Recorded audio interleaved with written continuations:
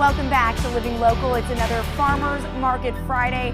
I remember my Grandma Price would make homemade bread in her kitchen. Now, while I saw there was definitely more work involved than simply buying sliced bread at the store, nothing compared to the flavor and texture of the homemade treat. I'm so excited to welcome Carrie Hillman with Lavish Artisan products, a wonderful bread maker, among many other things. Carrie, thanks so much for being here. Oh, thanks for having me. So let's start with your bread, which is what you are mostly known for. So Yes. What's your experience being a baker? Well, I'm actually a chef. I worked as a chef for 8 years, and I started doing the market on the side. And here I am 13 years later, and this is my primary job now. Now, what about bread do you enjoy working with so much? I love working with yeast dough. I mean, yeast is a living thing, and it just has a unique way of proofing and creating something amazing out of it. And Carrie, you are very well known for your specialty focaccia bread. Yes. Okay, so let's check this out right here. You brought in some wonderful samples. Now, if people aren't familiar with focaccia bread, what is it? Focaccia bread, it's a thin yeast bread. It has a lot of olive oil in it. It's baked in a pool of olive oil, so it gets a kind of nice crispy crust around the outside. Traditionally topped with different herbs, vegetables, more olive oil, garlic, things like that. What kind of selections did you bring today? So I brought some of my biggest sellers. I brought the 5 Italian cheese and herb, the mixed olive feta.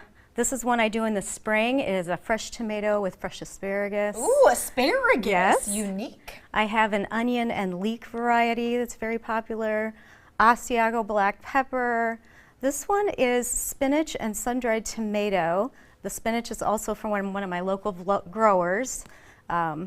This is basil pesto, and this is jalapeno. Wow, well, definitely people can get a huge variety there. Yes. And then you also have some loaves over here. Tell me about those. Yeah, I started doing some different yeast breads. I've been doing sourdough, ciabatta. I do some multigrain, that's whole wheat. I do some filled loaves. I do some sweet things. This one is an apple walnut. It's a wonderful breakfast bread. Like some of these are filled with olives, cheese, different things like that. Oh my goodness. Well, I mean, you had me at bread, and then I get all of this amazing selections too. Why do you think the focaccia bread is so popular?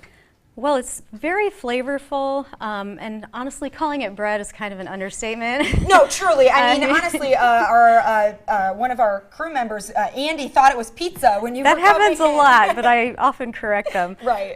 But it's just an easy thing for people to purchase and take to a party, or just have it on the side with grill. They're actually really good if you grill them on the grill too. Oh, that's a great idea. What do you think the difference is between these homemade breads and the mass-produced store-bought breads? Absolutely. Well, no preservatives for one thing.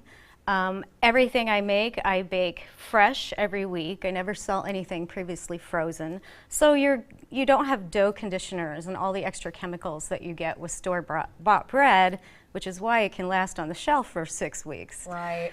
So it's important that it is taken home and eaten right away, or frozen. It does freeze really well. And the bread is not all that you do. This is a busy lady right here. Okay, so you also produce and grow a lot of unique vegetables. I do. What are some examples? A lot of different heirloom tomatoes, really unique and heirloom eggplant, specialty peppers. I do multicolored carrots, beets, some unique fall decorations, things like that. I start all my seeds myself. I'm really into the heirloom varieties, although I'm finding some tomato breeders, and yes, that's what they're called, out there that are crossing heirloom variety tomatoes to make them more disease resistant and just come up with unique flavors, brings out the special quality of each tomato. That is so interesting. Now, you're not only creative in the kitchen, you're also creative outside of the kitchen too. I see you have some beautiful photographs here. Yes, photography is something I do sell at the market. I usually bring it down in the spring during the first part of the season when I don't have produce. So it's something I like to do. I focus a lot on nature, butterflies. I live out in the country. I grow a lot of butterfly attracting plants and things like that. Yeah, with spring here, it's like lovely to see these pictures. It just gets me so excited for warmer weather, where the outdoor market will be in full swing pretty soon here. In addition to all of this, you also teach cooking classes as well. So what's that like? That's fun. It keeps me working as a chef. I also do some of our farm-to-table dinners, so I still get in there in the kitchen and do some chef things, but it's really fun.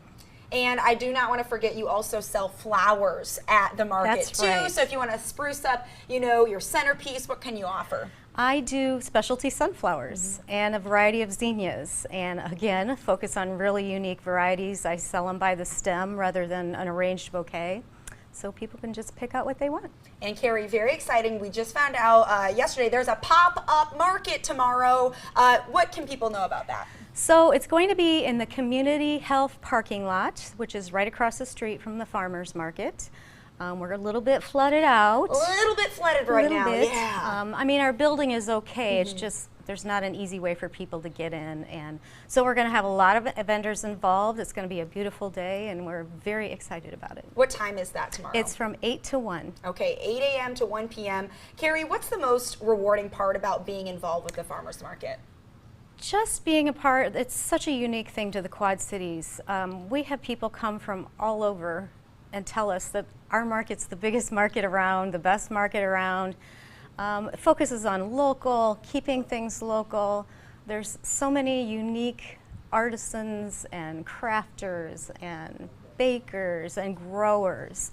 It's just a wonderful experience, and I've made some great friends over the years, and it's just wonderful to be around them all. It is one of my favorite features of the Quad Cities, for sure. Carrie, thanks so much for being here. We appreciate it. Thanks for having me. Absolutely. Well, you can follow Lavish Lily Artisan Products on Facebook, and don't miss Carrie this weekend at Dam the Flood Pop-Up Market Saturday from 8 a.m. to 1 p.m. in the Community Health parking lot. We'll also have these details posted on ourquadcities.com. More Living Local is up right after this.